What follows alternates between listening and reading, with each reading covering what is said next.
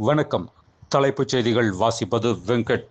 தமிழக மக்களுக்காகவும் தமிழ் மொழிக்காகவும் எனது இறுதி மூச்சு இருக்கும் வரை உழைத்துக் கொண்டே இருப்பேன் என மறைமலை நகர் பிரச்சார பொதுக்கூட்டத்தில் முதல்வர் மு.க.ஸ்டாலின் பேச்சு.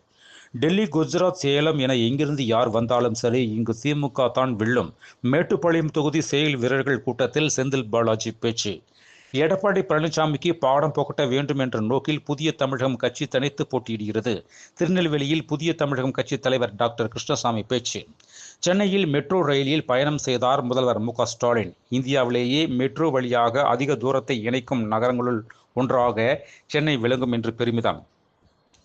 தமிழகத்தில் விஜய் அதிக வாக்குகளை பெறுவார், திமுகவுக்கு பெரும் சவாலாக இருப்பார். கோவையில் செய்தியாளர்களை சந்தித்த மத்திய இணையமைச்சர் ராம்தாஸ் அத்வாலே கருத்து.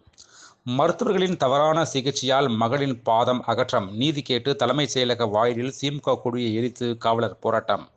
சிதம்பரம் கோயிலில் சொத்துக்களையும் நிர்வாகத்தையும் பறிக்க தொடர்ந்து முயற்சி செய்து வருகிறது திமுக அரசு. சிதம்பரத்தில் நடந்த பிரச்சார கூட்டத்தில் நடிகை விந்தியா பேச்சு. மிகவும் அழகான இந்த மாநிலம் திறமையற்ற ஊழல் நிறைந்த குடும்ப ஆட்சி நடத்தும் ஸ்டாலினால் சீரழிந்து வருகிறது. பாஜக மூத்த தலைவரும் மத்திய அமைச்சருமான பியூஷ் கோயல் விமர்சனம். பறக்கும் படைகளால் பறிமுதல் செய்யப்பட்ட ரொக்கம், பொருட்கள் உரிய ஆவணங்கள் காண்பித்ததால் ரூபாய் 1.66 கோடி திரும்ப ஒப்படைக்கப்பட்டது. என்னை அவதூறாக பேசினால் வேடிக்கை பார்க்க மாட்டேன், உடனுக்குடன் தகுந்த பதிலடி கொடுப்பேன். திருவல்லிக்கேணி தொகுதியில் அதிமுக பொதுச் செயலாளர் எடப்பாடி பழனிசாமி பேச்சு.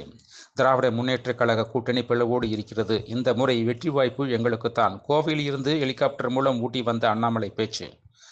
தாமதமாக வந்ததால் அனுமதி மறுப்பு. காரைக்குடி பிரச்சாரத்தில் பேசாமல் புறப்பட்டார் விஜய். மேலும் விரிவான செய்திகளுக்கு அரசியல் ராஜ்யம் மின் இதழை படியுங்கள். நன்றி, வணக்கம்.